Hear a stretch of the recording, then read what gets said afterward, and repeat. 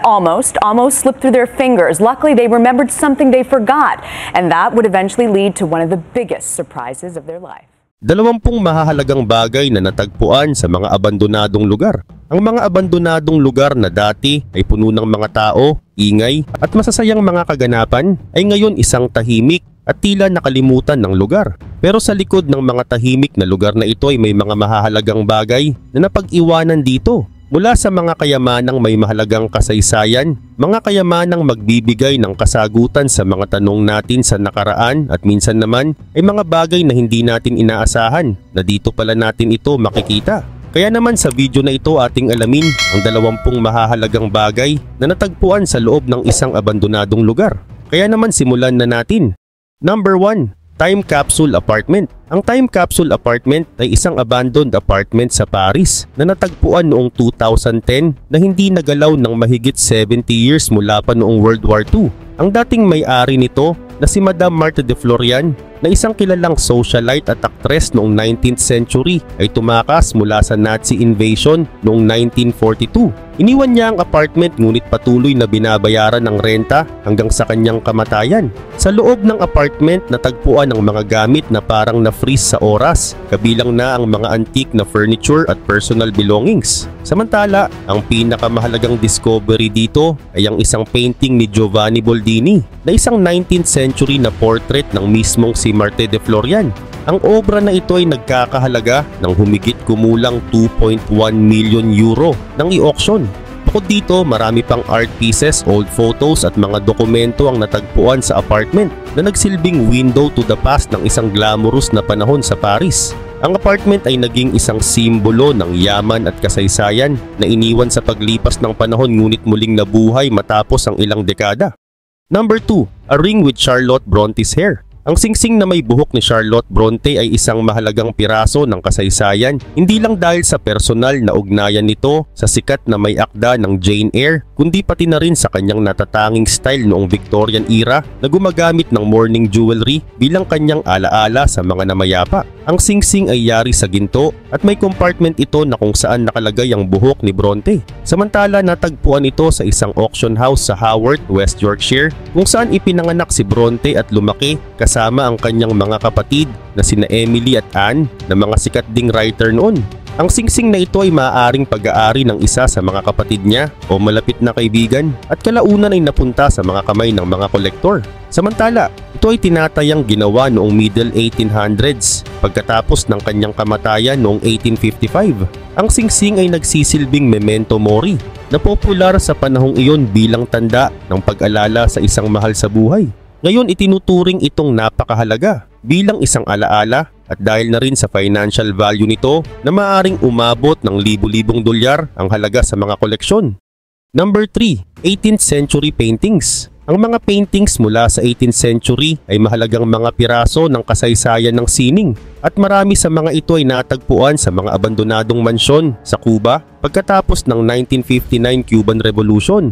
Dahil sa mabilisang pag-alis ng mga aristokratikong pamilya noon ay iniwan nila ang kanilang mga kayamanan, kabilang ang mga artwork na mula pa sa mga European masters. Maraming mayayamang pamilya ang nagtataglay ng ganitong uri ng artworks tulad ng mga Bacardi at iba pang mga kilalang negosyante na bumibili ng mga ito mula sa Europe bilang bahagi ng kanilang koleksyon. Pagkatapos ng revolusyon, maraming mga mansyon ang naging abandonado o kinumpiska ng gobyerno dahilan upang ang mga paintings ay makalimutan at ma-expose sa mga iba't ibang elemento na nagdulot ng pagkasira sa iba. Ang ilan sa mga ito ay natagpuan ng mga art collectors o lokal na residente sa mga abandonadong lugar at ang iba ay na-restore at naging mahalagang parte ng kasaysayan ng Cuba. Ang mga artwork na ito ay may malaking halaga, hindi lamang sa merkado kundi pati na rin sa kasaysayan dahil nagsasalamin ito ng cultural exchange sa pagitan ng Cuba at Europe.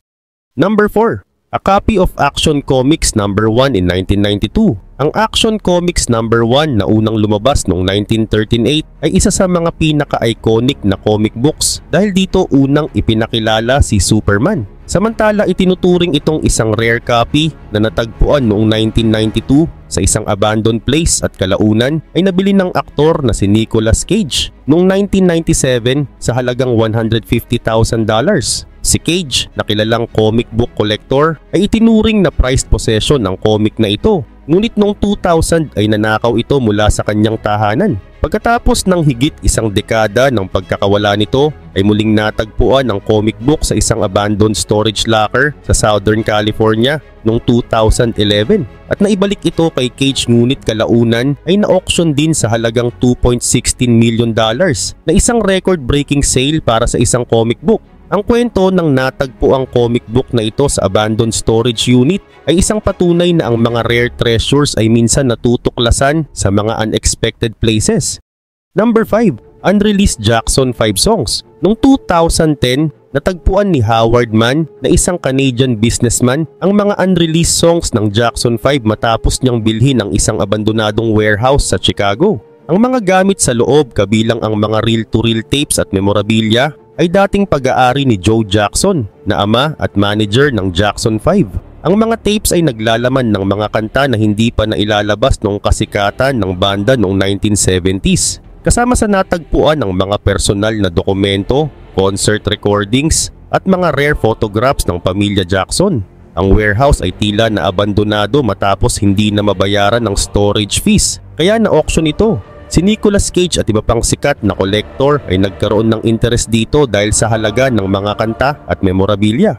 Bagamat ito ay napunta kay Mann, naging kontrobersyal ang pagkakatuklas dahil sa legal na issue nito sa pamilya Jackson. Nagkaroon ng mga alitan tungkol sa tamang pagmamay-ari ng mga tapes, lalo na't si Catherine Jackson na ina ni Michael ay nagsabing wala silang pahintulot dito. Sa kabila ng mga issue, ang mga unreleased songs ay itinuturing na mahalaga dahil nagbibigay ito ng bagong insight sa legacy ng Jackson 5 at kanilang musika. Number 6. Sports card collection found in an abandoned warehouse. Natagpuan ng isang rare sports card collection sa isang abandonadong warehouse na isang unexpected na discovery na nagdulot ng excitement sa mga collectors at historians. Ang warehouse na ito, na matagal nang inabandona, ay dating ginamit bilang lalagyan ng mga produkto at iniwan noong dekada 70 o 80. Sa loob nito ay libo-libong sports cards ang natagpuan, kabilang ang mga lumang cards mula sa 50s o 60s na posibleng naglalaman ng mga rare athlete cards tulad ni Babe Ruth, Mickey Mantle at Michael Jordan.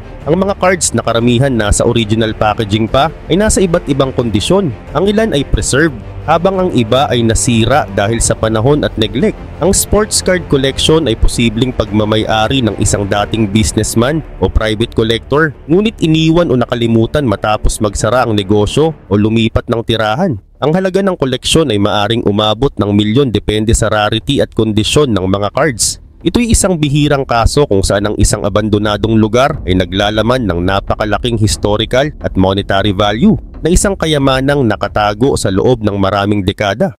Number 7. Edward St. John found a winning lottery ticket in a trash can in a convenience store worth $1 million. Si Edward St. John ay nakahanap ng winning lottery ticket na nagkakahalaga ng $1 million sa isang trash can sa loob ng convenience store. Ang ticket ay itinapon marahil ng orihinal na may-ari na nagkamali ng pag-check o hindi napansin ng pagkapanalo. Ang lottery ticket na mula sa isang opisyal na draw ay posibleng binili ilang araw bago ang draw at itinapon sa basura dahil akala ng may-ari ay hindi ito nanalo. Ang convenience store kung saan ito natagpuan ay isang karaniwang tindahan na madalas na pinagbibilhan ng mga lottery tickets. Nang makita ni Edward ang ticket, sinuri niya ang mga numero at sa kanyang gulat tumugma ang mga ito sa winning combinations. Dahil walang pangalan ng ticket at hindi pa ito expired, si Edward ang naging lehitimong may-ari nito. Ayon sa patakaran ng lottery, kinuha niya ang premyo na nagdulot ng malaking pagbabago sa kanyang buhay. Number 8. Painting in the trash on Manhattan's Upper West Side. Noong 2003, si Elizabeth Gibson ay naglalakad sa Upper West Side ng Manhattan nang mapansin niya ang isang painting sa tabi ng basurahan. Hindi siya isang art expert pero na-curious siya sa obra kaya dinala niya ito sa kanyang bahay. Ang hindi niya alam, ang painting ay ang tres personahes na gawa ng sikat na Mexican artist na si Rufino Tamayo. Samantala naitala na nawawala ang artwork na ito sa loob ng 20 years matapos itong manakaw o mawala mula sa isang storage unit. Ang painting na ginawa noong 1970 ay may malaking halaga sa art world at naibenta dati sa auction noong 1977. Matapos magsaliksik at kumonsulta sa mga eksperto, nadiskubre ni Elizabeth na ang painting ay isang nawawalang obra maestra na nagkakahalaga ng higit $1 million. At noong 2007, muling ibinenta ang painting sa auction at nakatanggap si Elizabeth ng $15,000 bilang pasasalamat sa kanyang pagkakadiscover rito. Number 9, a leather-bound almanac dating back to the 18th century with George Washington's hair. Noong 2017, ang isang archivist mula sa Union College sa New York ang nakadiskubre ng isang leather-bound almanac mula pa noong 1793 na may kasamang hibla ng buhok ni George Washington, ang unang presidente ng United States. Ang almanac na ito na pinamagatang Gaines Universal Register or American and British Calendar ay natagpuan sa archives ng university habang siya ay nagsasagawa ng inventory ng mga lumang dokumento. Kasama sa mga pahina nito ang isang maliit na sobre na naglalaman ng buhok ni Washington na ayon sa mga eksperto ay posibleng mula sa Schuyler family na isang kilalang pamilya na malapit kay Washington noong panahon ng American Revolution. Gayunpaman, ang almanac ay isang makasaysayang libro na naglalaman ng kalendaryo at mga impormasyon noong 18th century ay matagal nang nakatago sa archives at hindi agad napansin ang halaga nito. Matapos ang maingat na pagsusuri, nakumpirma na ang hibla ng buhok ay authentic at isang bihirang memorabilia mula sa panahon ng mga founding fathers ng Amerika. Number 10. Gold coins stashed in 8 cans. Noong 2013, isang mag-asawa sa Northern California ang nakadiskubre ng mahigit 1,400 gold coins na nakalagay sa 8 lata habang sila ay naglalakad sa isang trail sa Gold Country na isang rehiyon na kilala mula sa California Gold Rush noong 1800s. Gayunpaman, halos 7 taon ng regular na naglalakad sila sa parehong trail. Ngunit isang araw noong 2013, napansin nila ang isang lumang lata na nakausli mula sa lupa malapit sa puno. Nang hukayin nila ito, tumambad ang napakaraming gintong coins na mula pa noong 1847 hanggang 1894. Ang mga coins ay karamihan nasa mint condition pa at tinatayang may kabuuang halaga na $10 million. Samantala, maraming nagsasabi na ang mga coins ay itinago ng isang tao noong panahon ng Gold Rush na posibleng isang minero o isang taong nais itago ang kanyang kayamanan. Maraming teorya ang lumitaw kung bakit naiwan ang mga coins na ito at marahil ang nagbaon nito ay namatay o hindi na nakabalik para kunin ang kanyang yaman. Pagkatapos matuklasan ng coins, ipinasuri nila ito sa mga eksperto na nagkumpirmang rare at mahalaga ang mga ito, lalo na't karamihan ay hindi nagalaw at na-preserve ng maayos. Number 11. Rare baseball cards. Noong 2017, isang rare discovery ang naganap ng matagpuan ang unopened wax box ng mga rare baseball cards mula pa noong 1940s sa isang inabandonang warehouse sa Amerika. Ang wax box na ito na hindi nabuksan mula noong ginawa ito ay naglalaman ng mga collectible cards na mula pa noong panahon ng World War II na kung saan limitado ang paggawa ng baseball cards. Ang mga cards ay posibleng naglalaman ng mga kilalang players tulad ni Joe DiMaggio at Ted Williams, kaya't ang halaga nito sa merkado ng collectors ay maaaring umabot ng daan-daang libong dolyar.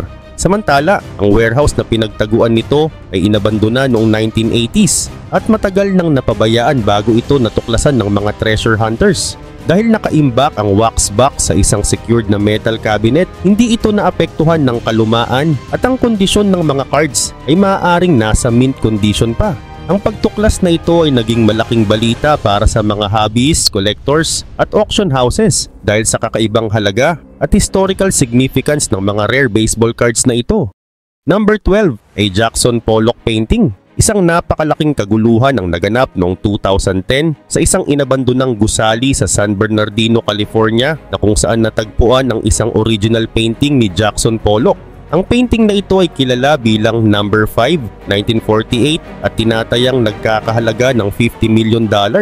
Ayon kay Terry Horton na isang retired teacher na nakadiskubre ng painting sa isang thrift store. Hindi niya alam ang tunay na halaga ng kanyang nakuha at ito ay naibenta sa isang bargain hunter. Natuklasan lamang niya ang tunay na kahalagahan nito matapos masuri ng mga eksperto ang painting. Ang painting na ito ay isang magandang halimbawa ng abstract expressionism at gumagamit ng drip technique na signature ni Pollock. Ang mismong gusali kung saan natagpuan ang painting ay matagal nang abandon at alam na alam ng mga lokal na may mga naiwanang kagamitan dito. Samantala, ang painting ay naiwan doon hanggang sa matagpuan ito ni Horton at napagtanto ang tunay na halaga nito. Sa kasalukuyan, ang painting ay nasa pag-aari ng isang private collector matapos itong ilagay sa isang auction.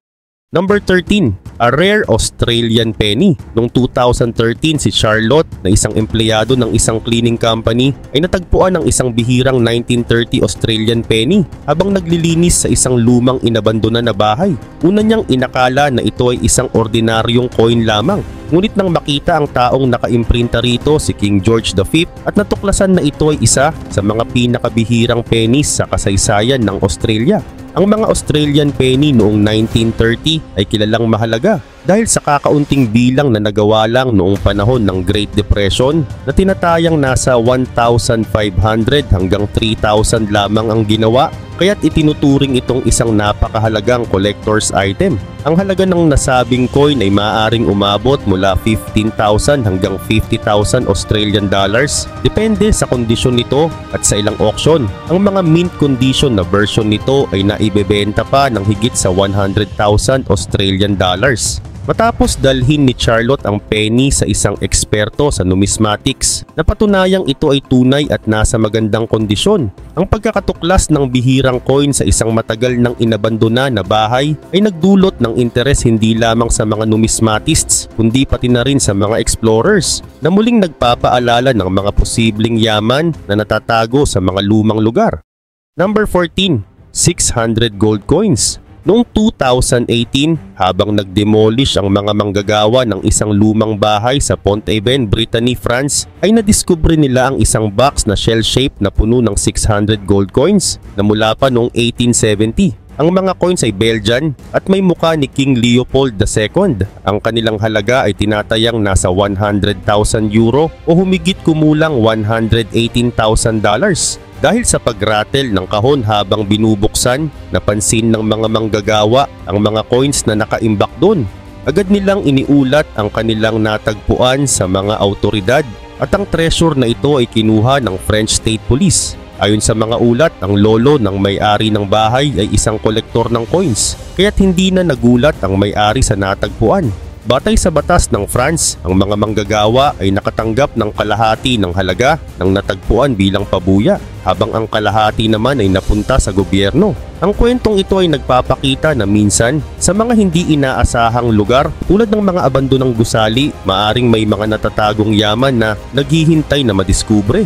Number 15, a Chinese vase. Noong 2019, habang naglilinis ng kanilang attic sa isang lumang bahay sa Burgundy, France, natagpuan ng isang mag-ama ang isang 12-inch bulb-shaped Chinese vase na mula pa noong 18th century na nakalagay sa isang shoebox. Ang vase ay gawa sa porcelain at may mga makukulay na decoration na kung saan makikita rito ang ganda ng artwork at ang kalinisan ng mga sculptor sa panahong yun. Agad nilang iniulat ito sa isang lokal na appraiser na nagsabing ang vase ay maaring nagkakahalaga ng 200,000 euro o humigit kumulang $235,000. Hindi alam ng mag-ama kung paano napunta ang vase sa kanilang bahay, ngunit maaring ito ay iniwan ng isang dating residente na mahilig sa antiques. Ang vase ay tila inabandona sa loob ng maraming dekada bago ito natuklasan ng mag-ama. Number 16, a Van Gogh Original Sunset at Mount Major painting. Noong 2013, natagpuan ng isang urban explorer sa Norway ang isang rare painting ni Vincent van Gogh na may title na Sunset at Mount Major sa loob ng isang inabandona at lumang bahay. Ang painting na ipininta ni Van Gogh noong 1884 na kung saan makikita rito ang isang malalim na pulang kalangitan sa isang bundok at makikita ang post-impressionist na style ni Van Gogh. Noong una, inakala ng explorer na ito ay isang simpleng replika o dekorasyon. Ngunit nang masuri ng mabuti, nakita ang pirma ni Van Gogh. Ang orihinal na painting ay may tinatayang halaga na 10 hanggang $20 million base sa pagsusuri ng mga art historians na kinumpirmang tunay ang artwork na ito. Ang bahay kung saan ito natagpuan ay matagal nang inabandona at malayo sa modernization at marahil ay pag-aari ng isang pamilya na walang kamalay-malay sa malaking halaga ng yaman na kanilang pag-aari. Matapos madala sa mga eksperto, napatunayan na ang canvas at paint ay tumutugma sa iba pang mga likha ni Van Gogh at ipinakita rin sa mga art history records. Number 17, a Victorian kitchen. Habang naglilinis at nagre-renovate ng kanilang bahay sa Seven Park, Wrexham, natuklasan ni Archie Graham Palmer at ng kanyang asawa na si Filipa ang isang Victorian kitchen na tila hindi nagalaw sa loob ng higit 60 years. Ang kitchen ay matatagpuan sa basement ng kanilang bahay at puno ng mga kagamitan mula sa Victorian era tulad ng mga cooking ranges, utensils at isang 1911 cookbook. Ang mga kagamitan ay tila hindi nagbago mula noong huling ginamit ito na tinatayang panahon pa ng World War II. Ang Victorian kitchen na ito ay nagsilbing time capsule na puno ng mga kagamitan at gamit na pinapakita ang itsura ng nakaraang panahon sa loob ng kanilang kusina. Samantala, kanilang ipinagbigay alam sa publiko kitchen dahil dito naging interesado at may malaking pagtataka ang publiko dahil sa magandang pagkakapreserba nito. Number 18. A well under a living room. Noong 2012, habang naglilinis at nagre-renovate ng kanilang bahay sa Manamiyad area ng Plymouth, Devon, natuklasan ni Colin Steer at ng kanyang asawang si Vanessa ang isang 17-foot deep well sa ilalim ng kanilang living room floor. Ang well ay tinatayang mula pa sa medieval times na maaring nasa 500 years na ang edad. Natuklasan nila ito nang mapansin ni Colin na may kakaiba sa kanilang sahig habang inaayos ang kanilang bahay. Dahil sa kanyang curiosity ay patuloy niyang hinukay ang well at nakahanap ng iba't ibang artifacts, kabilang ang isang peasant sword at isang coin mula sa 1725. Number 19, a 3,000 years old Bronze Age sword found in a burial site in Germany. Noong 2023, isang 3,000 years old na Bronze Age sword ang natuklasan sa isang libingan sa Bavaria, Germany ng mga arkeologong nagtatrabaho sa isang excavation site. Ang espadang ito na nasa magandang kondisyon pa ay may kakaibang disenyo na ipinapakita ang skilled craftsmanship ng gumawa nito noong Bronze Age. Natagpuan ito sa tabi ng mga bangkay ng isang tao na maaring isang mandirigma o pinuno sa isang burial site na pinaniniwalaang mula pa ito noong late Bronze Age. Ang espada ay may pulido at makintab na bronze na tila hindi gaanong naluma na isang bihirang pangyayari para sa mga artifact mula sa panahong iyon. Ang halaga ng espada ay hindi madaling matukoy, ngunit dahil sa pambihirang kondisyon at kasaysayan nito, inaasahang ito ay may napakataas na halaga sa larangan ng arkeolohiya at sa merkado ng mga collectors na posibleng umabot ng libu-libong euros. Ang pagtuklas ng espada ay isang mahalagang kontribusyon sa pag-aaral ng kasaysayan ng Europe, partikular na sa pag-unawa sa mga ritual ng libing at ang mga sandata sa Bronze Age, at ito ay naging sentro ng interes ng mga arkeologo mula sa iba't ibang bahagi ng mundo. Number 20. A doorstop statue in Scotland. Noong 1998, natuklasan ng mga residente ng Invergordon, Scotland, ang isang marble bust sculpture ni Sir John Gordon, na isang kilalang Scottish politician na ginawa ng sikat na French artist na si Edmé Bouchardon noong 18th century. Ang bust na ito na tila ginamit lamang bilang doorstop sa isang shed at natagpuan na nasa magandang kondisyon sa kabila ng tagal ng panahon. Ang tinatayang halaga nito ay nasa 1.4 million pound o humigit kumulang 1.4 million euro.